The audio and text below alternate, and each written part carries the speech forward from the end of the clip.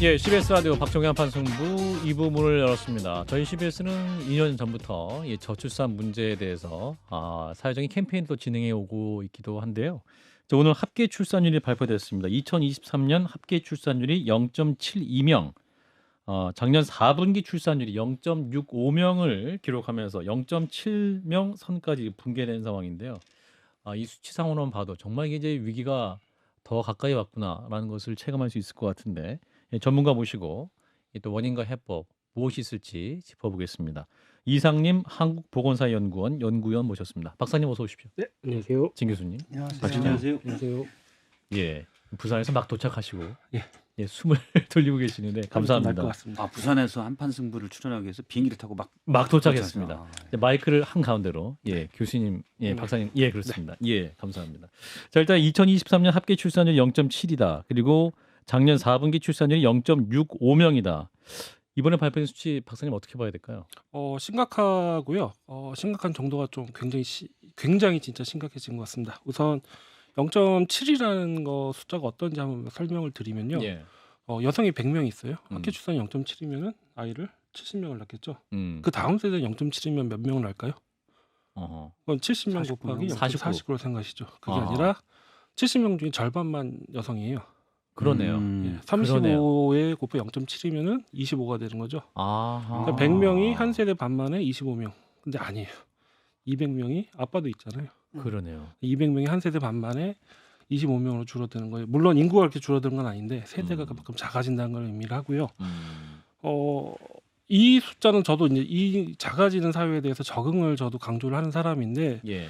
이 정도 숫자면은 적응할 수 있는 정도가 아니에요. 제가 위험만을 얘기하는 게 아니라 정말 심각한 수준입니다. 특히 더 심각하다고 생각하는 게 제가 작년에 합계 출산율 0.78이 나올 때 아마 요게 끝이라고 생각을 했어요. 왜냐하면 몇 가지 이유가 있는데 이 작아지는 폭이 그러니까 이 전년도 비해서 떨어지긴 했는데 이게 좀 줄어들고 있었어요. 0.3 정도로. 예. 또 하나는 2022년에 첫째아 비중이 한 8,000명 정도. 첫째아 비중이 제일 높았는데 비중만 높은 게 그러니까 둘째와 셋째가 조금 태어나니까 첫째 비중이 올라가는 거잖아요. 그뿐만 아니라 첫째아 수가 8,000명이 더 많았어요. 전년도에 비해서. 예. 그리고 결혼 건수도 늘어나고 있었어요. 그러면서 이제 2016년부터 우리 출산율이 떨어지기 시작을 했는데 출산 특히 코로나랑 같이 겹치면서 결혼을 미뤄왔던 청년들의 결혼과 출산이 재개되는 시점이겠구나라고 생각을 해서 이제 반등은 아니고 여기저기서 멈추고 서서히 올라가지 않을까 생각을 했는데 예. 올해 떨어지는 크기가 더 커졌어요. 그러니까 이거는 0.6이 떨어졌거든요. 그러니까 지금 떨어지는 이 그 재개가 사라지는 시점이라는 점을 고려한다면은 예. 더 가속화될 수 있다는 걸 보여줄 수 있어요. 그래서 굉장히 심각한 수치라고 하겠습니다. 혹시 이게 그러니까 사실은 뭐 코로나 때 바로 떨어지는 건 아니지 않습니까? 코로나 여파로 갑자기 이렇게 충격적으로 떨어진 건지. 아니 코로나 여파가 밀렸던 게 완충이 작년하고 재작년하고 됐고요. 그 다음에 지금 떨어지고 있는 겁니다. 그 여파가 끝났어야 되는데 오히려 더 떨어졌다는 말씀이신 그 거죠? 여파 때 밀렸던 게 재개가 되고 이 재개가 거의 끝나는 국면이 아닌가 그런 생각이 듭니다. 자, 그러면 이게 이제 저출산 문제 지금 정부도 심각하다라고 인식을 하고 이제 뭐 대책을 수없이 내놓고 있고 사실은 이게 뭐 10년 전부터는 정부가 돈을 엄청 수백조 원대로 쓰긴 했지 않습니까? 네. 그 원인 진단이 제대로 된 것이냐 이게 돈만 쓴다고 해결되는 것이 아닌 것 같은데 교수님은 어떻게 판단하십니까? 이 문제는 좀 인구에 대한 우리 시각을 한번 돌아볼 필요가 있어요. 인구에 대한 시각을 예. 돌아봐야 된다. 지금 어떤 시기냐면은 예. 저출산의 원인을 비용의 문제로 생각을 했던 거예요. 그러니까 지금 경제학적 그래프를 생각하시면 돼요. 예. 비용이 증가할수록 그 출산과 양육의 총 비용이 증가할수록 출산율은 떨어질 것이다. 그리고 이것을 줄여주면은 올라갈 것이다라고 하는 그런 경제학적 그림을 가지고 있는 거예요. 그러면서 총 비용이란 어떤 의미의 개념을 가지고서 여기 비용을 절감하는데 도와주기만 하면 된다고 생각을 했던 거예요. 사업들이 막 나열이 됐던 거죠. 그러니까 백화점식 나열이라고 하잖아요. 예. 그렇게 생각을 했습니다. 근데 우선 첫 번째로 그게 말이 안 돼. 그게 효과가 없었던 게 예를 들어서 지금 죄송합니다. 예. 숨 차서요. 예. 그러니까 그 주거 지원을 해준다고 해도 예. 월 100만 원씩 뭐 5년 동안 지원을 해줬다면 한 6천만 원이 들어가잖아요. 그래도 집값이 1억이 뛰면 그냥 끝나는 거예요. 예. 그리고 실제로 양육비 비용도 지금 주 지원을 해줘도 사교육비로 다 써요. 실제로 2012년에 그런 일이 있었는데 예. 보육에 돌보며 하지 않으면 20만 원을 지급을 했거든요. 그때 서울의 아파트 단지에는 영세 미술학원 이런 것도 생겼어요. 20만 원어치 학원이 생겼어요. 그러니까 지금 무슨 얘기냐면은 비용의 문제가 더 나가서 우리가 청년의 생애 과정 이행을 가로막는 구조적인 문제도 있어요. 일자리 문제, 주거 문제, 사교육비 문제. 그러니까 복합적이네요. 네, 그렇죠. 그러니까 이 사실은. 구조적인 문제는 아무리 지원해줘도 해결이 안 되는 거예요. 근데 더 한 단계 더 나가면은 최근에 와서는 그러면은 집도 직장도 좋고 어머니한테 부모님이 받았든지 당첨이 됐든지 해서 집도 해결된 친구들은 그럼 아이를 2명, 3명 낳냐? 그건 아니거든요, 또. 집이 있어도 아이를 낳아도 그렇죠. 키울 수 있는 여건이 안 되고. 근데 그거에 대해서 이제 비용과 이제 청년의 생애 과정을 가로막는 어떤 예. 그런 구조적인 걸림돌로만 생각을 했는데 예. 요즘 청년들하고 계속 이야기를 하다 보고 제가 느낀 건데 예. 제가 처음에 했던 그 그래프 있지 않습니까? 예. 이 그래프의 전제가 뭐냐면은 비용 그러니까 계속 출산이 떨어지면 비용이 계속 늘어나고 있어서 떨어지고 있다는 거예요. 그 그래프에 따르면. 근데 예. 이 그래프의 전제가 뭐냐면은 수요, 아이를 낳고 가족을 구성하는 것에 대한 수요가 그대로 있다는 걸 전제로 하는 거예요. 그러니까 근데- 아이를 갖고 싶어하고 가정을 갖고는 이루고 싶어하는데 싶어하고. 비용 네. 때문에 안 된다는 네. 거죠. 근데 근데 지금 그 전제가 잘못됐다. 지금 청년들을 만나보면은 이 수요 자체가 굉장히 떨어졌어요. 특히 지금 청년들이 그 IMF 이후에 우리가 사교육비가 폭등을 하고 경쟁 사회에 되면서 그때 성장기를 보낸 친구들이에요. 그러면서 우리 사회가 좀 이상하게 변한 것 같아요. 애는 공부만 하면 되고 엄마는 뒷바라지만 하면 되고 아빠는 돈만 벌으면 되고. 그래서 우리가 이제 행복한 가족의 상은 없지만은 예. 성공한 가족의 모델. 아파트가 몇 평이고 연봉이 얼마고 자동차가 몇 cc고 애는 어느 학교 갔고 이것만 보고 달아온 거예요. 그러면서 예. 우리 사회가 이런 가족이 문제가 있다는 게 아니라 중산층이 아주 멀쩡한데도 가족에서 가장 중심이 되는 가족의 친밀성, 정서적 친밀성, 가족의 따뜻함 이런 것들 경험하지 못한 세대예요. 그리고 성장을 한 세대예요. 그러니까 가족에 대한 수요 자체가 적을 수밖에 없어요. 거기에다가 이런 구조적인 요인까지 있으니까 이게 굉장히 안 좋은 상황으로 치닫고 있는 거죠. 그런 부분도 있겠네요. 최근에 뭐 예를 들어서 뭐 전 세계적이겠지만 그렇게 만약 그게 맞다면 스마트폰 같은 거 보면서 저도 이제 밥 먹을 때 각자 스마트폰 보면서 밥 먹을 때도 있고 집에서. 그러면 우리가 집에서. 그렇죠.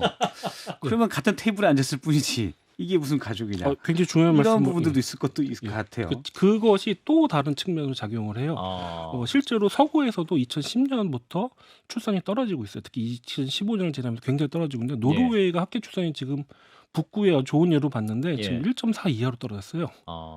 이런 게 유럽에도 굉장히 떨어지고 있는 추세가 나오는데 여기에 대해서 지구 온난화 얘기하시는 분도 있어요. 그러니까 미래에 대한 불안함이 청년들이 생애과정 이행을 멈추게 하고 있다는 것도 있고 또 하나가 스마트폰이에요. 스마트폰. 예, 청년들이 개인화되고 관계를 맺기 힘들어지고 또 과시적 소비. 지금 우리나라에서 지금 중요한 것 중에 하나가 출산과 소비가 경쟁을 하고 있어요. 출산과 그렇지. 소비가 경쟁을 하고 있다. 결혼을 해서 아이를 낳고 구질구질하게 사느니 해외여행도 몇 번씩 가고 좋은 차도 사고 명품도 그렇죠. 사고 그거를 꼭 청년을 질타하는 목소리로 하는 건 아닌데 우리 사회가 그렇게 흘러가고 있어요. 욜로. 예. 특히 우리나라 같은 경우 이제 임금 밀집도가 높고 네. 어느 정도 GDP가 되는 나라 중에서 밀집도가 높잖아요. 네. 그러면 서로에 대해서 보는 어떻게 보면 옆에 어깨가 치이는 것들이 네. 많아서 다른 사람과 비교하는 게 우리나라 뭐 미국이나 이런 거 훨씬 심하니까 그런 부분이 좀 더 작용을 할 것 같아요. 예, 이 재밌는 말씀을 하나 드리면 우리는 학교 출산율이 계속 떨어졌다고들 생각을 하세요. 근데 사실은 그게 아니라 2005년도에 1.09 정도를 하고서 2005년도에 예. 그리고 20년 전이 약 상승을 하기 시작합니다. 3년을 상승하다가 예. 또 글로벌 금융위기 맞고 떨어지고 다시 아. 회복을 하고 이게 3년 오르고 한 2년 떨어지고 이게 반복이 몇 번 됐어요. 예. 그래서 플럭추에이션이 있는 상황이었는데 변동이 있었다. 예, 이게 2015년에 정점을 가고 나서 떨어지기 시작을 하는데 예. 때가 돼서 떨어졌겠구나 생각을 했는데 이게 계속 떨어져요. 음. 지금 그게 2016년도 떨어져 가지고 1.0 이태로 가고 그 급기야 0.72까지 간 거죠. 근데 지금 문제는 0. 그러면 2015년에 굉장히 재밌는 일들이 많이 있어요. 지방에서 청년들이 수도권으로 올라오는 비율이 그 양이 순위 이동이 갑자기 늘어납니다.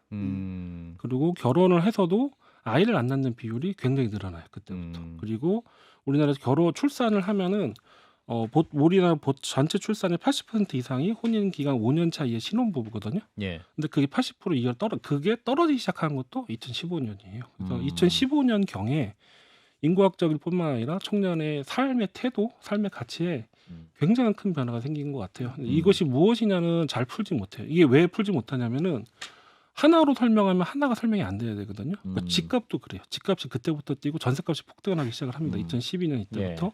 그러면 집을 가진 친구들은 출산율이 안 해야 되는데 같이 떨어져요. 그리고 뭐 어떤 분은 세월호 얘기를 하신 분도 있어요. 세월호 좀 뜬금없이 정치 얘기하신다고 하는 게 아니라 지금 청년 세대는 기성세대들이 자기들 어떻게 버리는지를 눈으로 본 세대예요.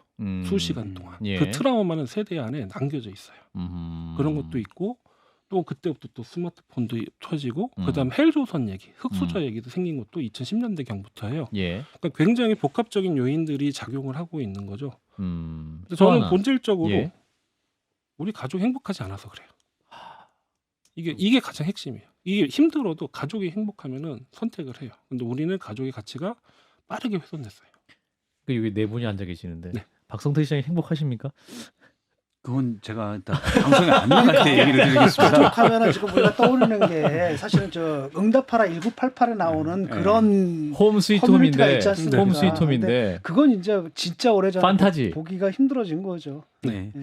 사실은 뭐 그러니까 가족이 약간 해체됐다고 하잖아요. 같은 예. 공간에 있어도 저도 아. 막 개인적으로 느낄 때가 많아요. 예. 그러니까 어렸을 때는 예를 들어서 뭐 더 권위적인 부모, 음. 치고받고 하는 형제들이 있었지만 힘들 때는 같이 끈끈한 게 있었고 거기서 가족의 가치를 느꼈는데 아. 지금은 그런 것들은 좀 더 없지만 아. 오히려 그래서 끈끈한 건 좀 더 떨어지고 아. 이런 게 있죠. 옛날에 이제 퀸트 안더슨이 미디어 학자가 그랬는데 텔레비전이 부르주아 가정을 파괴할 것이다. 왜냐하면 옛날에 밥을 먹을 때 같이 얼굴을 마주치면서 눈을 대화를 해서 먹었는데 텔레비전에 오게 되면 모든 사람들이 TV TV만 보니까 근데 그때도 우리가 TV 보면서 얘기를 했어요. 그렇죠. 근데 이게 이제는 소재를 뭐냐면 제공했죠.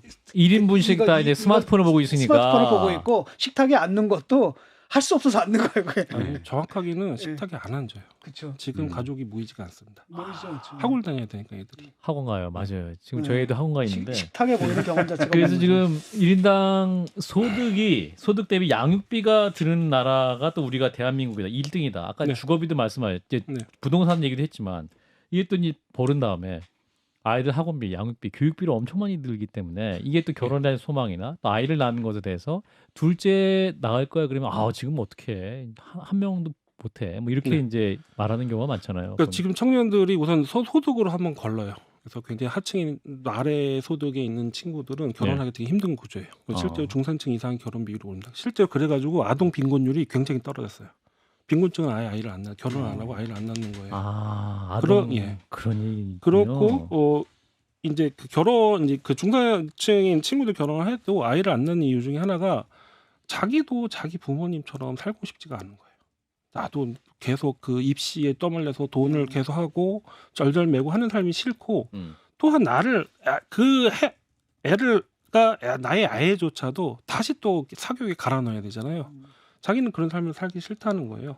그리고 이게 갈아 넣는다고 해서 옛날처럼 효과가 있는 것도 아니고 좋은 대학 가는 것도 아니고 좋은 대학 간다고 해서 또 좋은 미래가 있는 것도 아니고 그러니까 회피라는 전략을 선택하고 있는 것 같아요. 말씀드리니까 더 우울해지는데 박 실제로 실장님. 후배들 네. 예전에 보면 예. 그러니까 꽤 괜찮은 음. 직장을 가지고 있는 후배들을 보면 예. 일단은 맥시멈이 한 명이에요. 네. 두 명은 낳을 수가 없고 일단 두 명을 낳게 되면 보육 때문에 맞벌이 부부가 이렇게 둘 다 회사를 다니면서 두 명을 보육하기가 너무 힘듭니다. 그렇죠. 그래서 거의 사실상 불가능에 가깝고 대부분의 후배들이 그걸 고민하고 있고요. 근데 그거는 괜찮은 직장을 다니는 맞벌이 부부. 제가 볼 때는 뭐 굳이 얘기한다면 상위 10% 정도에 제한돼 있고 그 밑에는 그러니까 상위 10%를 제한 90%는 사실 애를 낳을 수가 없어요.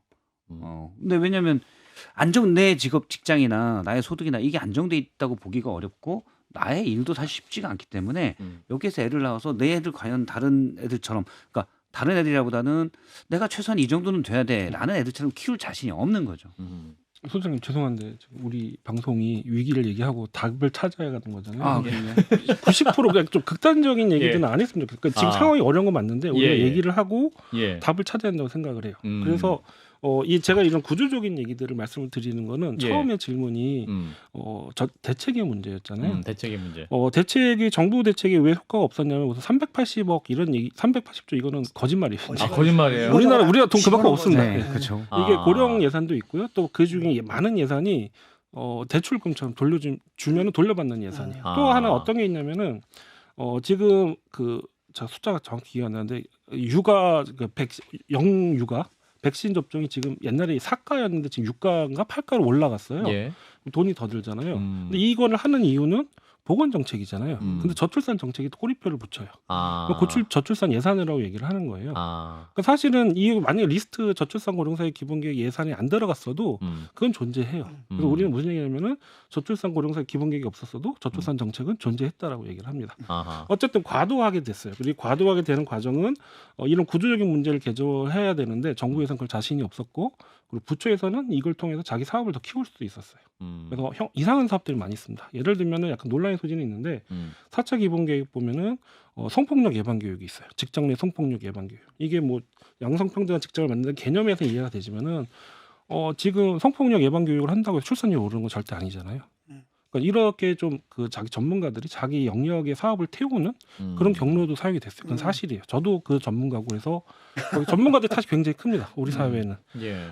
그렇게 돼 있고요. 그래서 이제 어떻게 해결을 해야 왜 효과가 없었냐 하면 아까 말씀드렸듯이 경제적 지원을 비용의 지원을 하더라도 우리 구조의 문제는 해결되지 않는 거예요.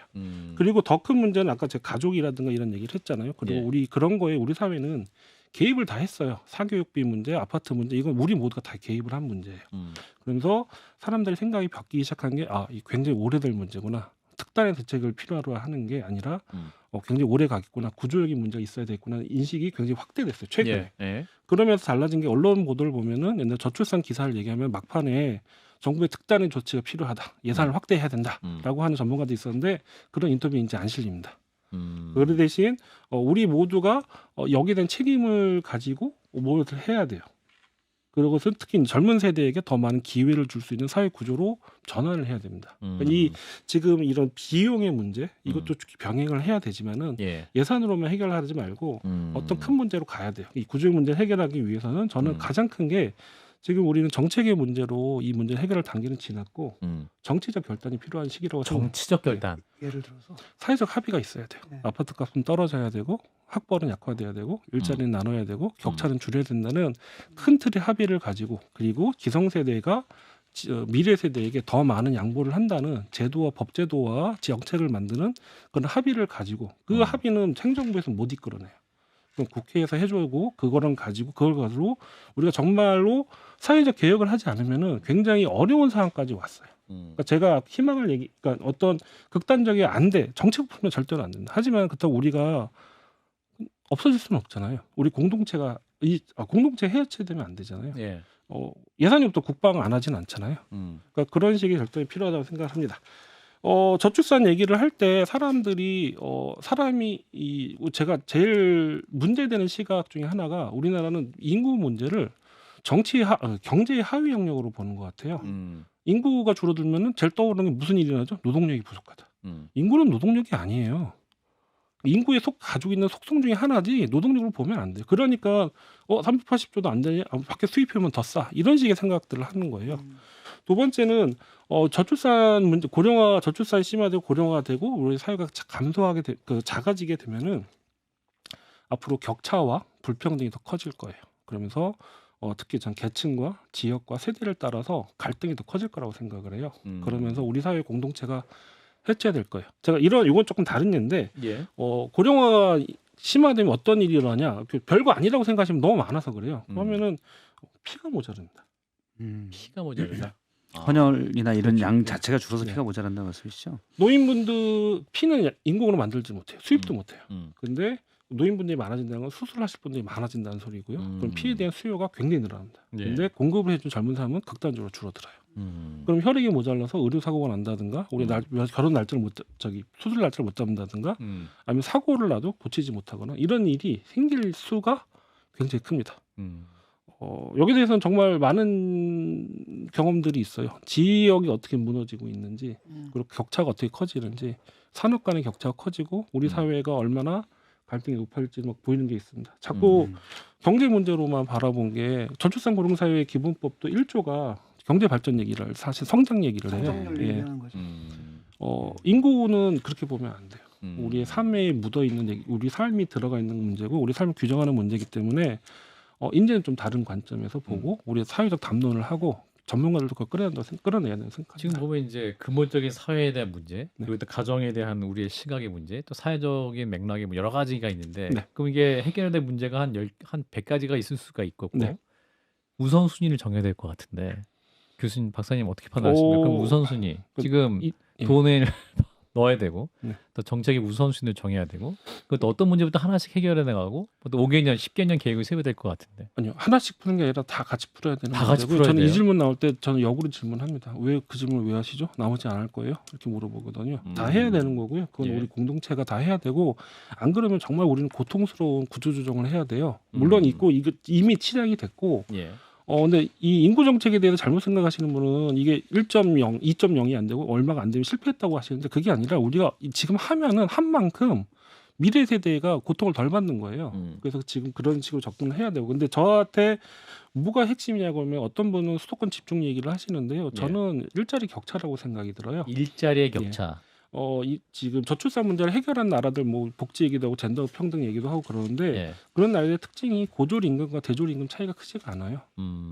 그러니까 안정적인 생활을 하고 경쟁을 안 해도 되는 사회가 되는 꼭 대학 안 거죠. 가도 되고 대학 안 그렇죠. 가도 그렇게 열패감이 없고 예. 명문대 안 가도 되고. 제가 들은 사례 중에 어느 네덜란드 직업학교의 친구는 고등학생 모두 중에 벽돌공이 되고 싶대요. 왜 예. 되고 싶냐니까 하루 종일 음악을 들을 수 있어서 벽돌공이 되고 싶다고 그랬대요. 음. 이 소리는 사실 음악을 좋아하는 거가 아니라 음. 임금이 생활할 수 있는 수준이 된다는 걸 전제로 하는 거예요. 음. 그래서 저는 임금 간의 일자리 간의 격차를 줄여내는 생각을 하는데 정규직화가 이게 정말 개인적인 생각입니다. 예. 정규직화가 답일까? 그보다는 정규직과 비정규직 간의 차이를 줄여주는 걸 먼저 하는 게 그래서 청년들이 미래의 그림을 그릴 수 있는 숨통을 열어주는 게 그러면은 아마 학벌 문제도 좀 또 완화되고 경쟁 문제 좀 완화되지 않을까? 저는 개인적으로 생각합니다. 예. 세부 정책 논의 중에 또 박사님 말씀하신 게 교부금 조정 문제도 중요한 문제로 말씀하셨는데 그분은 어떤 면에서 말씀하셨던 지금 진행이 어떻게 되고 있냐면은 예산이 굉장히 안정적이지 않잖아요. 저고위가 특히 예산을 쥐고 있지를 못해가지고 예. 예산을 주기 위해서 저출산에는 특별 회계를 만들자는 거예요. 특별 회계는 세입과 세출이 정해져 있습니다. 세출은 양육 부분을 정하면 되는데 세입 부분에 있어서 돈에 오는 그 경로들이 있어요. 뭐 예를 들면 주택 기금이라 복권 기금이라든지 뭐 이런 걸로 있는데 그 중에 이제 교육부 등은 많이 남습니다. 그래가지고 그 얘기를 하는데 기재부에 놀리는 거 많이 남으니까 여기 쓰자는 건데 저는 거기는 반대를 하고요.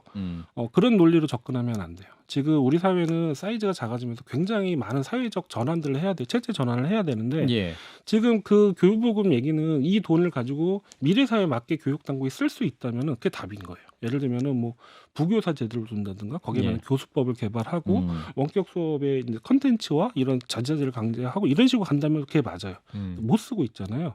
그러면은 새로운 사회, 새로운 시대에 맞게 세집도 조정해야 한다는 측면으로 다가가야 된다고 생각을 해요. 예. 그러니까 더 있으니까 남으니까 줘 이게 아니라 새로운 거에 맞게 우리 사회 모두 체제가 전환이 돼야 되는데 그 중에 하나로 세입 세출도 조정이 돼야 되고 그런 차원에서 이 돈은 젊은 미래 세대를 쓰일 수 있는 돈이기 때문에 그런 식의 할 수도 있다고 저는 생각을 합니다. 근데 이제 교육재정교부금은 얘기가 많이 나오는 부분인데 그게 원래 국세의 23% 정도를 의무적으로 지방교육청 그러니까 초중고에 지원을 들어가는 거잖아요. 근데 그게 학생 수는 반 이상이 줄었고 예산은 배 이상이 늘었어요. 최근 한 10년간을 보면.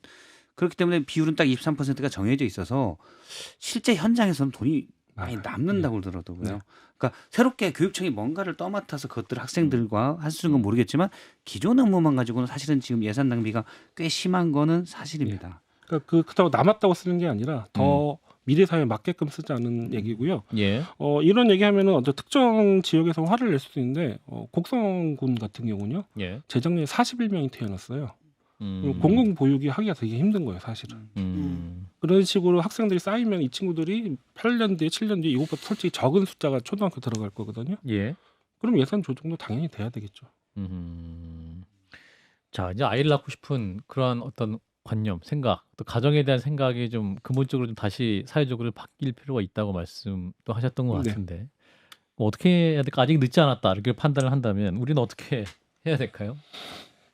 가족 문제요? 예, 이거 요 얘기에 저는 다른 말씀 하나 드릴게요. 예. 저기 어떤 교육 같은 거거나 토론 가시면은 예. 이제 이 어르신분들이 이제 아, 이런 얘기, 우리 애가 결혼 안 하려고 한다, 예. 죽겠다, 예. 막 얘기를 하고 같은 맥락의 예. 질문입니다. 예, 근데 그런 분들을 특징들이요. 저희 청년들 인터뷰하면서 부모님 사이가 안 좋아요. 아, 청년들이 어떤 미래 우리 부부의 상이 어떤 것인가를 볼 수 있는 예는 자기 부모예요. 사실 청년들이 그리고 있는 부정적인 이미지에 많은 거는 진짜 부모님에서 온 거예요. 우리가 되돌아 봐야 돼요. 우선 우리 가족을 우리는 얼마나 소중히 여기고 있는가 되돌아보고 우리 각성이 필요하고 또한 이걸 가게 하는 이거 가장 핵심은 경쟁이라고 생각합니다. 과도한 경쟁. 그래서 사교육 특히 이 부분이 가야 된다고요. 전 정책 얘기를 할 때 이거 다른 얘기랑 다른 질문이랑 연결이 되는데 네, 전담 부서 말씀을 하시잖아요. 예. 저는 부서는 개인적으로 반대를 합니다. 근데 지금 뭐 한다면은 뭐든지 해야 되니까 할 수도 있는데 이런 예. 거예요. 양육비 절감을 위해서는 교육비 지원을 해줘요. 근데 이건 교육비 지원만이 아니라 교육 개혁과 같이 있어줘야 돼요. 그리고 주거 문제도 주거 정책의 변화 속에 같이 있어줘야 된다고 생각을 해요. 그렇기 때문에 우리 사회 전반적인 경쟁을 낮출 수 있는 것, 그리고 우리가 이런 경쟁에서 떨어지더라도 나락으로 빠질 수 없는 안정망을 구축하는 것. 그러면서 우리 사회 시민 사회가 반성이 같이 있고 하면은 여기에 대한 거를 찾을 거라고 생각합니다. 이것이 굉장히 오랜 기간 우리가 쌓여온 거기 때문에 예. 한순간에 사라지는 않을 거예요. 하지만 우리는 해야 된다고 생각을 합니다. 맞는 말씀이라고 보는데 근데 문제는 이제 우리 사회가 사실은 대한민국이 해방 이후에 또 전쟁 이후에 이만큼 성장한 건 30년 이상 10% 정도의 평균 성장을 했거든요. 예. 세계적으로 유례가 별로 없어요. 근데 그 해법이 뭐였냐면 경쟁이거든요. 네. 근면성실, 책임. 회사가 뭘 잘못해도 그건 내 책임. 이런 게 상당히 많았어요. 지금까지 그렇게 성장했기 때문에 그걸 바꾸기가 지금 쉽지 않고 아니죠. 그러려면 바꾸려면 정치권에서 정말 단일한 목소리로 그걸 경쟁을 떨어뜨리는 걸 해야 되는데 지금 정치권도 사실은 이게 다르잖아요. 예를 들어서 뭐 이른바 보수 정부에서는 마무리. 낙수 효과를 계속 기대하면서 경쟁을 더 촉발하는 정책들이 나와요. 그래서 현실적으로는 쉽지가 않다라는 생각이 좀 듭니다. 예. 이 교수님 보내드릴 시간이 됐습니다. 여기서 이제 마무리하고 다음에 또 모시고 말씀 듣도록 하겠습니다. 이상님 연구위원 고맙습니다. 감사합니다.